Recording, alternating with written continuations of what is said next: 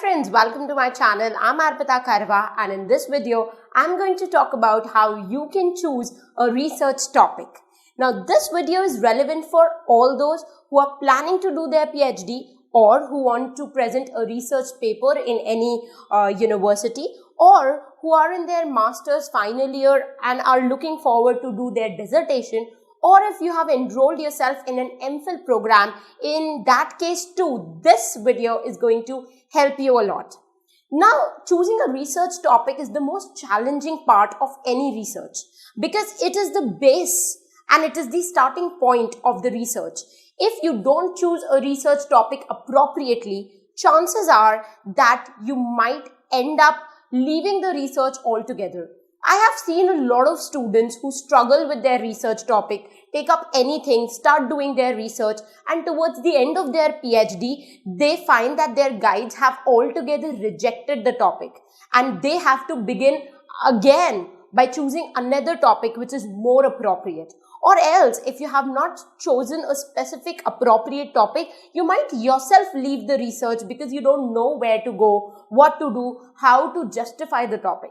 So in this video, I'm going to give you a step-by-step guide which is going to help you to choose a research topic very easily and start with your research. So let's start. Now, the first important thing that you must remember when you decide to choose a research topic is your interest area. Yes, guys, you should always remember the fact that the research topic should be from your interest area. There are a lot of students who call me every day and ask me that, ma'am, can you please suggest me a research topic? And I sometimes wonder that you would probably come tomorrow and ask me that, ma'am, I think you are well read and you are well educated. So is it okay if you can select a life partner for me? You would never do that, right? Because you know that life partner cannot be selected by anybody. You need to know your own likes, dislikes, your own compatibility with a person, and only then you can decide whom to marry. The same thing exists in the case of choosing a research topic. Research topic is very individualistic. You need to see a topic, you need to choose a topic which appeals to you. I'm an anti-feminist. So if somebody asks me that, okay, you have to do a feminist study of some particular author or a particular work, I would really be unhappy. I would not know what to do, what not to do, and I would not feel like doing the research. On the other hand, my interest areas are psychology and mythology. So if I choose a topic which is related to these two areas, I would feel like doing research. I would feel like studying a lot more and finding out my own interpretation. So you need to always remember the fact that if you are not happy, the learning would not occur. So the first prominent factor in any field of study is your interest area. Now, the first important thing that you need to understand here is that look into the vast field of literature, into the ocean of literature, and decide what is your interest area. It can be a particular literary movement like transcendentalism, romanticism, modernism. It can be a particular literary theory, for example, Marxism, psychoanalytical criticism, or maybe feminism. It can be a particular author. Maybe you are a big fan of Shakespeare or Jane Austen or maybe Jerry Pinto. So you can even take up that writer and, look at that writer from a very, very new angle. Another important area where you can do your research is any literary art form. For example, paintings, cinema. All these important art forms are nowadays incorporated in literary research. So if you are really interested in knowing more about cinema, cinematography, in that case, take up a book and its adaptation. Okay, you can take up a movie and the book on which that movie was based and then do a comparative study. That would be a great thing. Or you can take up a particular literary genre, maybe crime fiction, detective, or maybe if you're interested in children's literature. So by knowing your interest area, you actually know what you would like to invest your next 3 years into. For example, my interest area is psychology, and I'm really very interested in studies of books as well as movies. So I took up these two movies, Dear Zindagi and Eat, Pray, Love, which has Julia Roberts as the leading star, and I devised a topic based on my interest area. So my topic, the initial research topic, was Quest of Self-Discovery, a comparative study of the female protagonist in Dear Zindagi and Eat, Pray and Love. So you can see how I was able to figure out a topic by knowing my interest area better. So in the similar fashion, you can also know your interest area and then figure out what particular topic would you like to do a research on. After knowing your interest area, the next important thing that you must do in order to finalize a research topic is background study. Let's first look at the aim of research. What do you think is the aim of research? Aim of research is either to find out some new facts or to revisit the existing fact and look at it and see if they are still valid today. So basically, research aims at adding something new to the existing body of knowledge. Now, if you take up a research topic on which a lot of work has already been done, then you would just be copying from a place and pasting it in your research, and that will not be called as a research because you are not adding anything new in the existing body of knowledge. So it is very important for you to do a background study of all the works which has already been done on that particular topic. For example, when I decided to take up a topic in which I would be looking at Dear Zindagi and Eat, Pray, Love from psychoanalytical point of view, I first saw what works were already done in this particular field, and I found out that a lot of works have been done on these movies, but they have been done from feminist point of view. Nobody has actually compared these two works and looked at both these works from psychoanalytical point of view. So I knew that I'm going to add something new to the existing body of knowledge. Now, it doesn't matter that you're taking up a new author like Jerry Pinto and doing a research, because nobody has ever done a research on him. You can also take up any old author like Shakespeare or Jane Austen or George Eliot and look at their works from a different angle, which is still not explored. So when you will be reading the previous research papers of scholars who have done some work in this particular field where you will be working on, you would find out the research gap.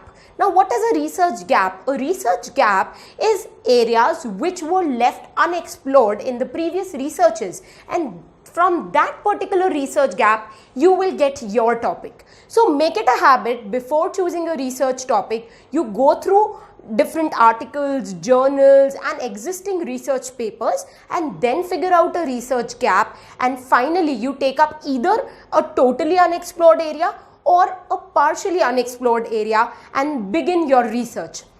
Also remember that this background study is going to help you a lot when you will be writing your synopsis or you will be writing an introduction to your thesis, because in your synopsis you need to justify your topic and also mention the previous works which have been done in that particular topic. A review of literature is an essential part of a research, and if you don't do it, then your research is not complete. And finally, another important thing that you must understand before you decide your research topic is to limit the genus. Now, what do you mean by limiting a genus? If you take up a very bulky topic, for example, exploring symbolism in the poetry of W.B. Yeats, this seems to be a very simple and a very sweet research topic, but you cannot understand how bulky this topic is. There have been more than 250 poems written by W.B. Yeats, and each poem contains millions of symbols. So how are you going to present all of this in a research paper or in a PhD thesis of about 250 pages? Now, this is a very bulky topic and this is going to be a never-ending research. So what is important is to become specific. After you know your interest area, after you know the research gaps in the previous researches, you need to make your research topic extremely specific. Or else you would find that if you've taken a very open-ended research topic, you are going to go haywire and you will never reach a definite conclusion at the end of the research, and you might find that your entire PhD thesis was concluded to be nothing at the end. So in that case, what is important is that you know a very specific topic.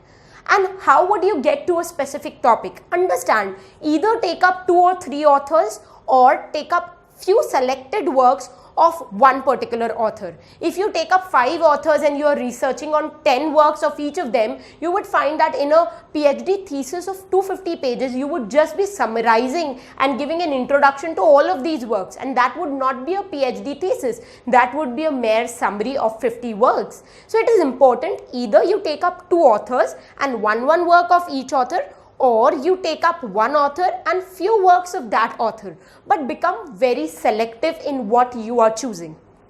Also understand the fact that whenever you are doing a background study, you should always take up works which you have read, and also you must note that it's not just that the work you would be talking about in your entire research, you would also be bringing a lot of different associated theories. For example, if you're doing a research on post-colonial literature and any particular writer like Chinua Achebe, you need to bring in Bill Brown's theory of thing. Bill Brown is a great post-colonial thinker who said that in all these post-colonial works, you will find that the post-colonial world represents thing theory. What is this thing theory? Every colonized person feels as if he has no identity in the world and his existence is reduced to a thing.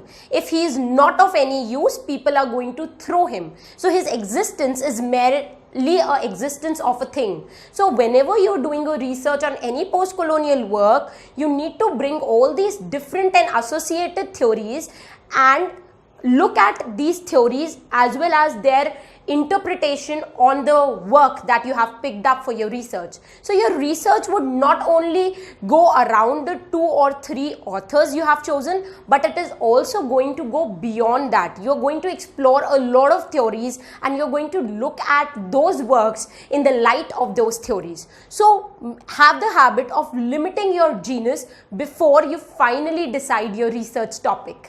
With that note, I would like to end this video lecture. It was really amazing discussing this topic with you guys, and I would also be making a lot of videos on PhD research paper, how to write a research paper, how to go about with your PhD thesis, and what are the mistakes that you should avoid doing, and how you can make this journey of PhD a lot more easier and a lot more fulfilling. So stay tuned to this channel. If you've not yet subscribed, then it's time to subscribe to this channel, because I'll be posting a lot of videos on all these topics in the upcoming weeks. Apart from that, another important announcement I would like to make: registrations are open for the online course of UGC NET English Literature according to the new syllabus. You can look at the list of all the writers that we cover in our online course in detail on our website www.arpitakarva.com. The link is given in the description box below. If you like the course content we are providing,